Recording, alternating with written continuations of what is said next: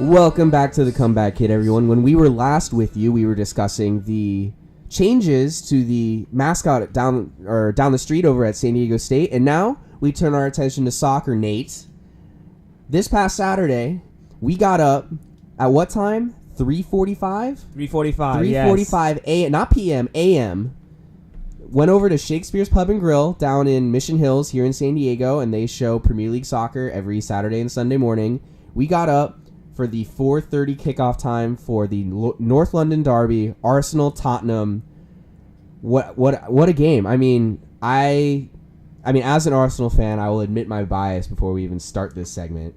I am so happy, especially since we've played so horribly all season, and then we finally, not even luck, our entire form of play could not have been at a worse point, I feel like, going into a North London derby, even in the last 10 to 15 years, especially with how great Tottenham have been doing. They beat Real Madrid the other week, and, Arsenal can barely go to Red Star Belgrade and get a result, while Tottenham's over in Spain, or over beating Real Madrid. So, what a game, Nate, what a game. I'll just let you take it from here. Yeah. So we were up in the wee hours of the morning, but it was fun, and I did not think Arsenal. Okay, I thought Arsenal had a chance, but I thought, look, Arsenal needs to play a perfect game, and Tottenham needs to make some mistakes. Just going on how their form has been recently. Finally, Arsene Wenger started Lacazette, Ozil, and Sanchez in a big match. Finally, he did something smart, and they delivered. Ozil, great performance. Sanchez, great performance. I was watching Arsenal Fan TV yesterday, and Troop said he needed a stat nav to find Dele Alli and Harry Kane, because those guys were non-existent. I think Kane maybe had one chance. Dele Alli, I don't know where he was on Saturday, but he was not at the Emirates. And this idea, we talked previously about this sort of idea of a power shift in North London. So I'm going to go back to you, Ben. Do you think that this result changes that power shift? Because to me, I actually did some research on the history of the North London derby, and yes, Tottenham has been better over these last few years. But throughout history, Arsenal has dominated. They've got more trophies. Tottenham has never won the Premier League. Arsenal's won the Premier League. And so I saw it as kind of like the Lakers-Clippers rivalry, where, yeah, the Clippers may be better now, but LA always has been and always will be a Lakers town. So, I'm going to take it to you. Do you think that power shift is still happening, or do you think, North London belongs to Arsenal? I definitely think that, and I'm trying to be objective here, that yes, a power shift is happening due to the modern state of soccer and the amount of money in it now versus even 10 years ago. When Arsenal was at the peak of its powers, for the first 100 years of this rivalry, and now Tottenham has recently become the dominant power, I feel like more TV revenue has been made in these 3 years, most likely, than the 100 years prior. So if we're talking financially, Tottenham has basically been gaining momentum financially in order to have the sustained success that they desire moving forward. So under the current lens of where the Premier League is, yes, I believe there is a power shift. However,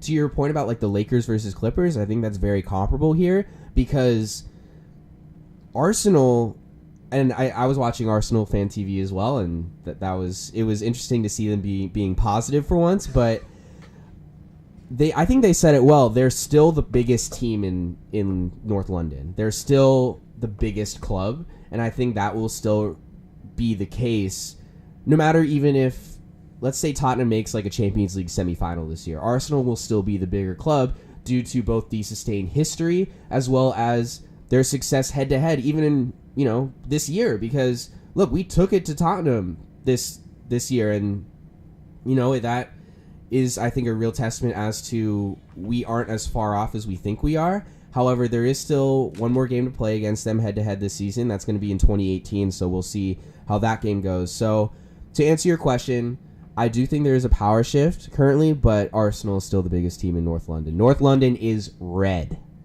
I think that if you're an Arsenal fan, I think that as great as that performance was, you have to be a little frustrated because you're like, why can't these guys do this every week? okay, they put in this great performance, this week against Tottenham. Now are they going to go to like Brighton or like Huddersfield Town and lose? Like, I think you got to be frustrated if it's like, all right, let's do this every single week. If Arsenal can put in that type of performance every single week, they can challenge for a title. But the question is, are we going to see that consistency, or is it going to be like that same roller coaster ride that we've seen from Arsenal over the last 2 to 3 seasons? And Nate, I think we were talking about this the other day. I think that comes down to managerial decisions, quite honestly. Both of us, all three of us are on the hashtag Wenger out train because his managerial decisions, I feel like, are oftentimes just made completely out of spite almost. So if Arsene Wenger can consistently play Alexis, Ozil, and Sanchez against big clubs while we still have all three, mind you, because 2 of them may as well be on their way out, then we'll hopefully see better results. I mean, you can't... Not only should you be starting them consistently for the purpose of having them being used to playing with one another, because that's a huge thing in soccer, because if you have a Wobie on the wing, that's a lot different than having Sanchez on the wing, and that, can disrupt team chemistry and team flow. So...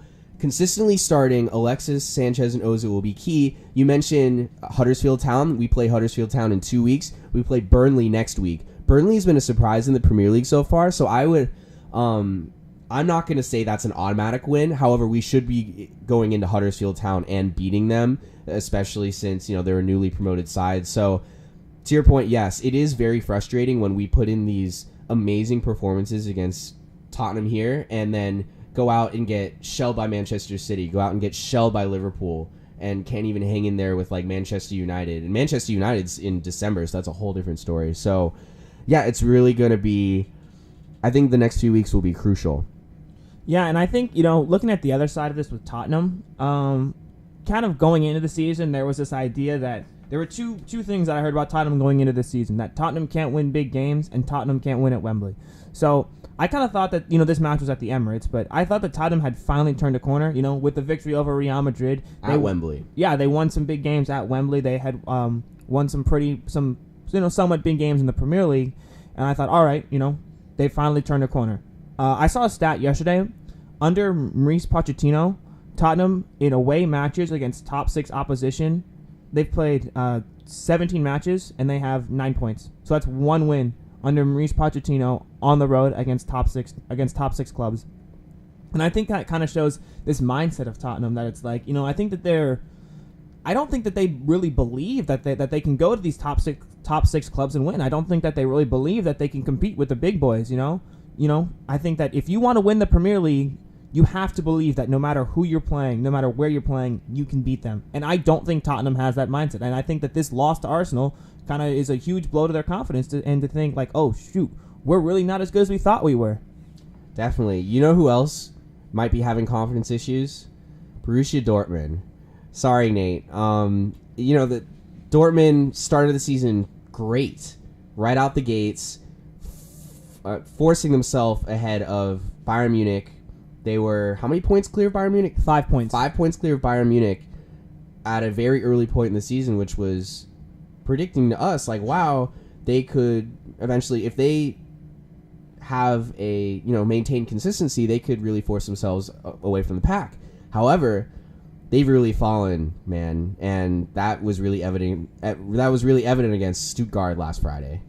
Hashtag Boz out. For those of you that don't know, Peter Bosz is the manager of Borussia Dortmund in his first year. And like you said, things were going well for a while, and then this team just fell off a cliff in the Champions League and in the Bundesliga. There's a chance, it would take a miracle because Appelwell would have to beat Real Madrid. But there's a chance that we might not even qualify for the Europa League, because right now we're sitting level with Appelwell with 2 points. And we're only ahead of them on goal differential by 2 goals.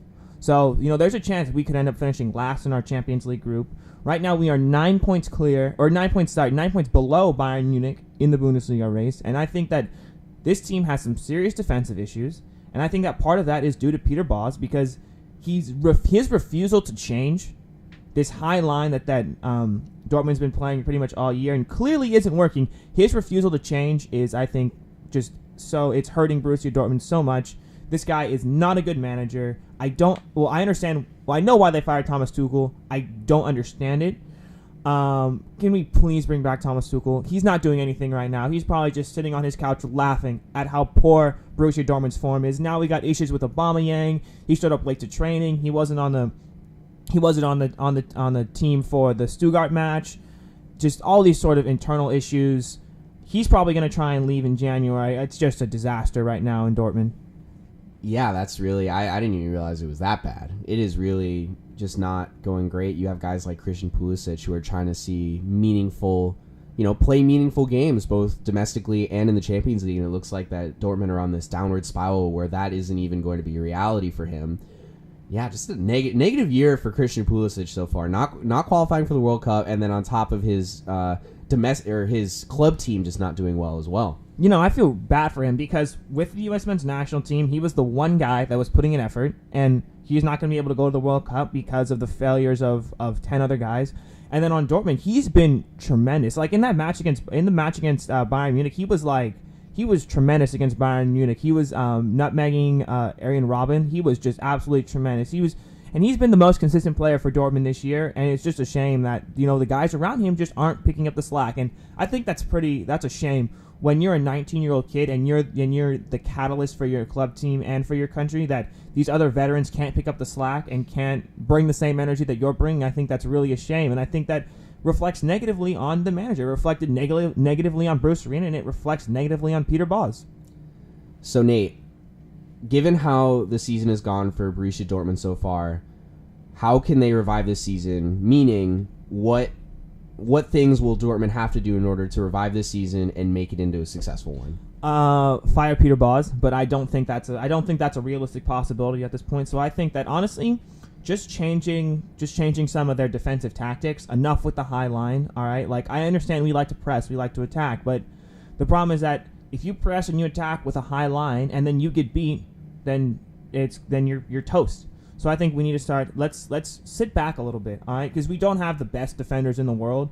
So I think if we just sit back, give them a little bit more of a cushion, I think we should maybe consider making a change at goalkeeper. Roman Bürki's just been in some pretty terrible form recently, and so I think making a change at goalkeeper is something that we need to look at. Maybe going out and looking to get a defender during the January transfer window. I think that I'm already done. We're not going to win the Bundesliga. We're done in the Champions League. In the German Cup, our next match is against Bayern Munich, so we're going to get knocked out of the German Cup. And right now, our only hope is the Europa League, and that makes me very sad. So I think that there are certainly some changes that need to be made. When's Royce coming back? That is a good question. Because he tore his ACL in the German Cup final back in May. So I haven't really been seeing much about when he's coming back. I assume it'll be because what the recovery time for an ACL is about 9 months. So he could be back, around the start of 2018, which would be nice, because if we are going to be playing in the Europa League, it would be nice to have Marco Reus because he's, one of our best playmakers. And when him and Aubameyang when him and Aubameyang link up, it is absolutely beautiful. So I would have to say probably January, February, sometime around then.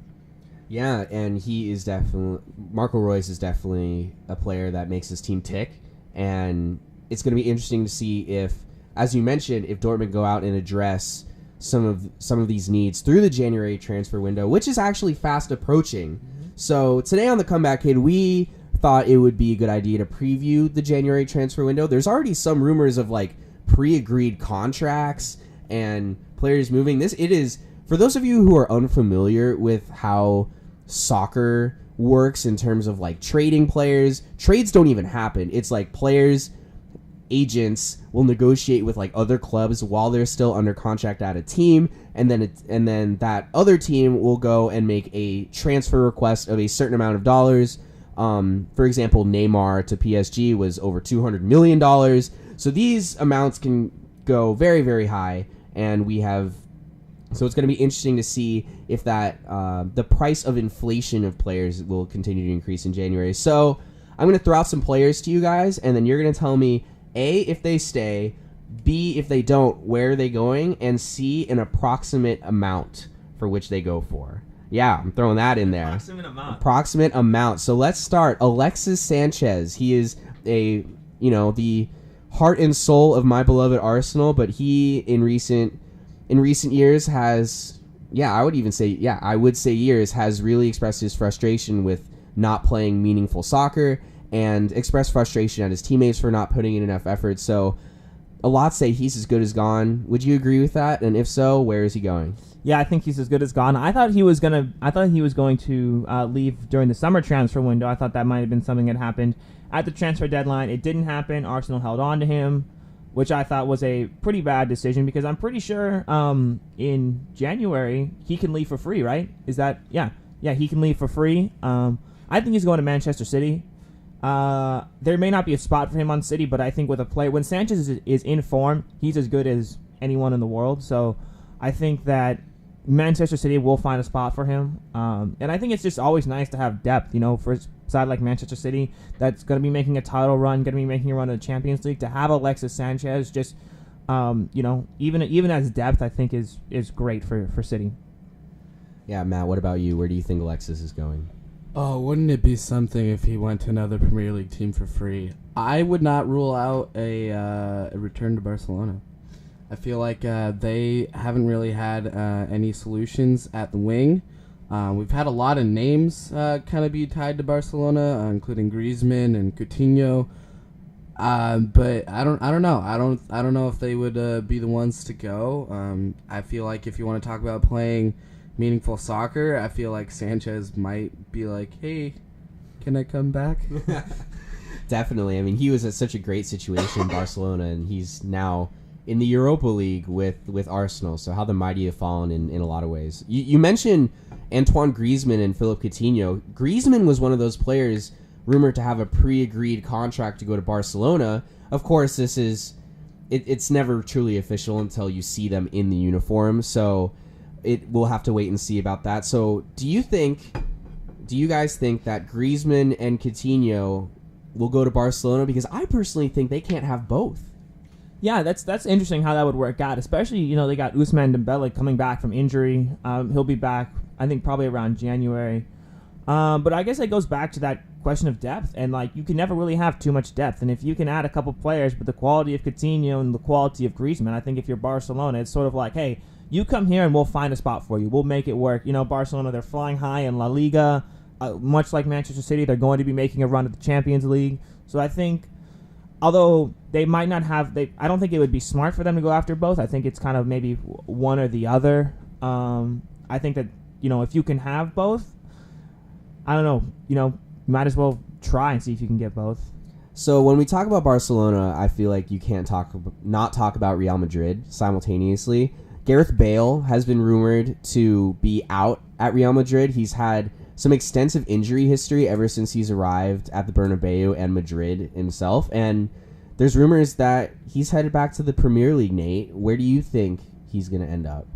Well, the rumors that I've been hearing is Manchester United. If I'm Man United, I don't understand why Man United would want to go after Gareth Bale. A guy who's just been perpetually injured, has got like you said, has had numerous injury problems since he came to Real Madrid in I think 2013. So, I've heard Manchester United, but if I was Man United, I would say, hey, I think we're fine. We don't need a perpetually injured Gareth Bale who's constantly out of form. If we want to contend for the Premier League or for Champions League, I think if you're Real Madrid. If you're Real Madrid, then yeah, you want to find a way to sell Gareth Bale, but the question is, is anybody going to be buying? Yeah, and I think the question with Real Madrid is, should they be buying at this point? Since they are quite a few points back from Barcelona, that is a constant power struggle. When one falls behind the other instantly responds by spending millions and millions of dollars to try to catch up. And what do you think Real Madrid should do in order to regain the ground in Barcelona in the table? Well, the problem right now is they just can't score goals, which last time I checked, scoring goals is pretty important in soccer. Benzema has been terrible. Ronaldo has been completely out of form. The only guys that have really been sort of in form are Asensio and Isco. So I think if you're Real Madrid, you got to find a way to get a playmaker. I've been hearing that Neymar to Real Madrid is potentially something that could happen. What? Not during the January What? window. Not during the January window. He just got to Paris. Not during the January window, but that's something that I've heard. I've also heard, Harry Kane. Like, this is stuff that wouldn't happen during the January window, but stuff could happen in the future. In terms of addressing these needs in the January transfer window, I don't really know if there's that much you can do.